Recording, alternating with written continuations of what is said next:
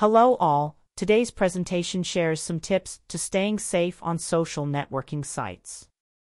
Social networking sites, sometimes referred to as friend-of-a-friend sites, build upon the concept of traditional social networks where you are connected to new people through people you already know.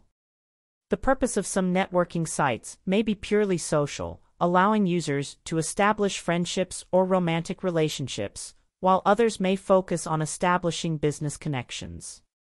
Although the features of social networking sites differ, they all allow you to provide information about yourself and offer some type of communication mechanism, forums, chat rooms, email, instant messages, that enables you to connect with other users.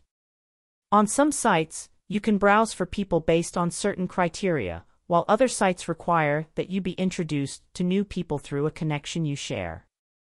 Many of the sites have communities or subgroups that may be based on a particular interest. Social networking sites rely on connections and communication, so they encourage you to provide a certain amount of personal information. When deciding how much information to reveal, people may not exercise the same amount of caution as they would when meeting someone in person because the internet provides a sense of anonymity. The lack of physical interaction provides a false sense of security. They tailor the information for their friends to read, forgetting that others may see it.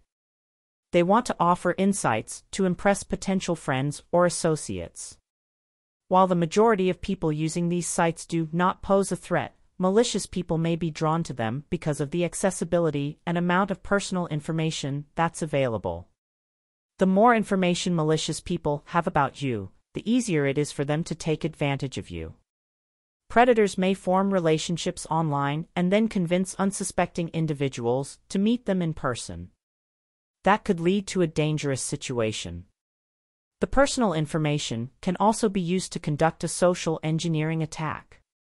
Using information that you provide about your location, hobbies, interests, and friends, a malicious person could impersonate a trusted friend or convince you that they have the authority to access other personal or financial data.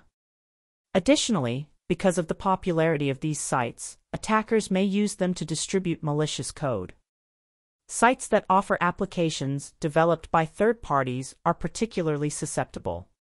Attackers may be able to create customized applications that appear to be innocent while infecting your computer or sharing your information without your knowledge.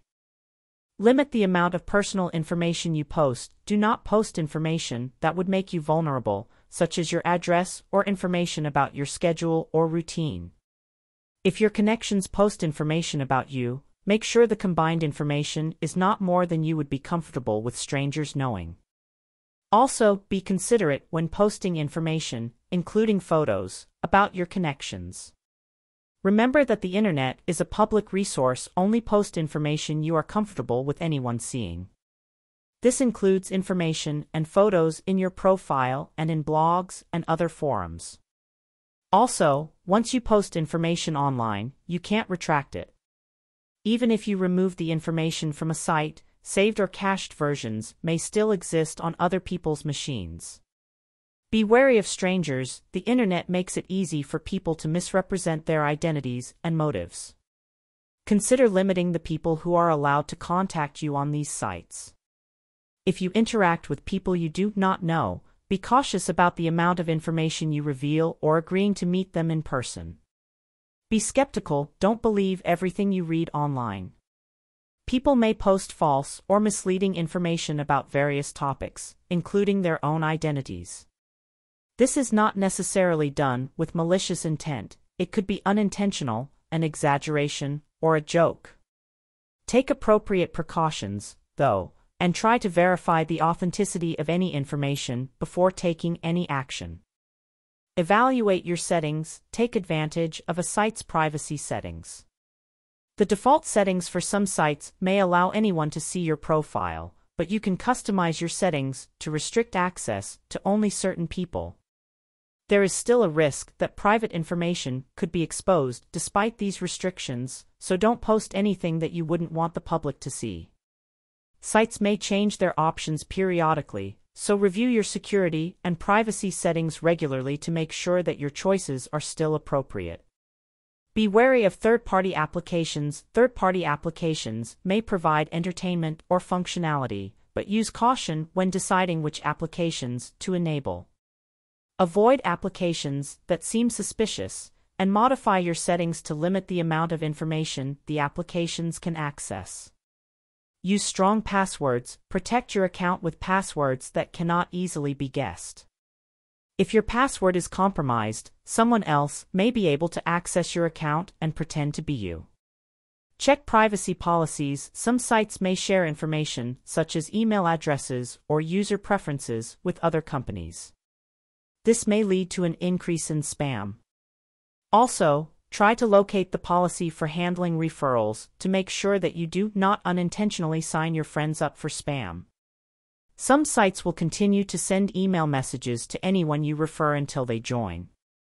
Keep software, particularly your web browser, up to date. Install software updates so that attackers cannot take advantage of known problems or vulnerabilities. Many operating systems offer automatic updates. If this option is available, you should enable it. Use and maintain antivirus software. Antivirus software helps protect your computer against known viruses, so you may be able to detect and remove the virus before it can do any damage. Because attackers are continually writing new viruses, it is important to keep your definitions up to date. Children are especially susceptible to the threats that social networking sites present. Although many of these sites have age restrictions, children may misrepresent their ages so that they can join. By teaching children about internet safety, being aware of their online habits, and guiding them to appropriate sites, parents can make sure that the children become safe and responsible users.